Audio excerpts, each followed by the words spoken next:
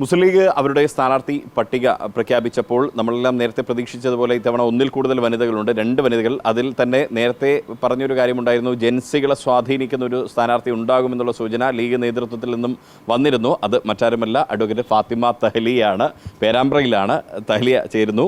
തഹ്ലിയ, ആദ്യം തന്നെ അഭിനന്ദനങ്ങൾ. സ്വാഭാവികമായിട്ടും പേരാമ്പ്രയിലാണ്. പേരാമ്പ്ര എന്ന് പറയുമ്പോൾ നമുക്കറിയാം LDF കൺവീനറെയാണ് നേരിടേണ്ടി വരുന്നത്. മുൻ മന്ത്രിയാണ് അദ്ദേഹം. പൊതുവേ ഇടതുപക്ഷത്തിന് സ്വാധീനമുള്ളൊരു മേഖലയാണ്.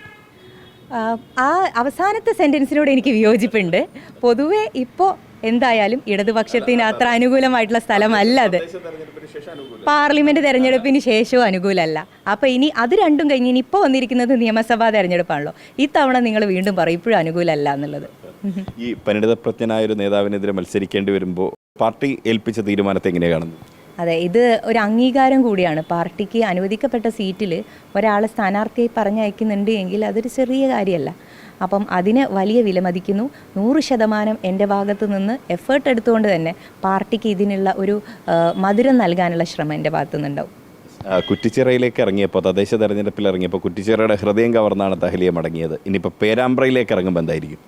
അതെ, രണ്ടും ഒരുപോലെയുള്ള സ്ഥലങ്ങളാണ്. നിങ്ങൾ അവിടുത്തെ ആൾക്കാരെ കണ്ടിണോ? വളരെ ഒരേപോലെയുള്ള മനുഷ്യന്മാരാണ് ഈ 2 സ്ഥലത്തുള്ളത്. എനിക്ക് അവരോടൊക്കെ പെട്ടെന്ന് കമ്മ്യൂണിക്കേറ്റ് ചെയ്യാൻ പറ്റുമെന്ന് തന്നെയാണ് എൻ്റെ വിശ്വാസം. തഹ്ലിയ പേരാമ്പ്രയുടെ ഹൃദയം കവരുന്നാണോ പറയുന്നത്? തീർച്ചയായിട്ടും, എന്താ സംശയം, ഞാൻ അത്ര മോശക്കാരിയല്ല.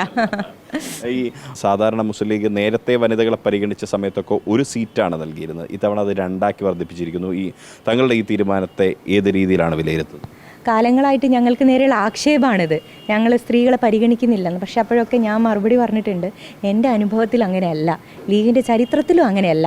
പക്ഷേ ഇത് ഇത്തരത്തിൽ ആരോപിക്കപ്പെടുന്ന ആളുകൾ സ്വയം വിമർശനം എന്നുള്ള രൂപത്തിൽ ആത്മപരിശോധന നടത്തിയാൽ തീരാവുന്ന പ്രശ്നമേ ഉള്ളൂ. പാർട്ടി ഉചിതമായിട്ട് കാലത്തിൻ്റെ ചുവരത്ത് വായിച്ചുകൊണ്ട് മുന്നോട്ട് പോകുന്ന സംഘടനയാണ്. അതിൻ്റെ ഒരു അവസാനത്തെ എവിഡൻ്റ് ആയിട്ടുള്ള കാര്യമാണ് ഇപ്പം ഈ പ്രഖ്യാപനത്തിലൂടെ ഉണ്ടായിട്ടുള്ളത്.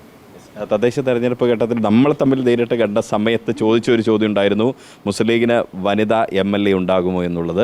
ഈ മെയ് 4 ആകുമ്പോൾ പേരാമ്പ്രയിൽ നിന്നൊരു വനിതാ MLA നമുക്ക് പ്രതീക്ഷിക്കാൻ പറ്റും? പേരാമ്പ്രയിൽ നിന്ന് മാത്രമല്ല, വനിതാ MLAകൾ ഉണ്ടാകും മുസ്ലിം ലീഗിന്. അപ്പോൾ all the best. Okay, thank U.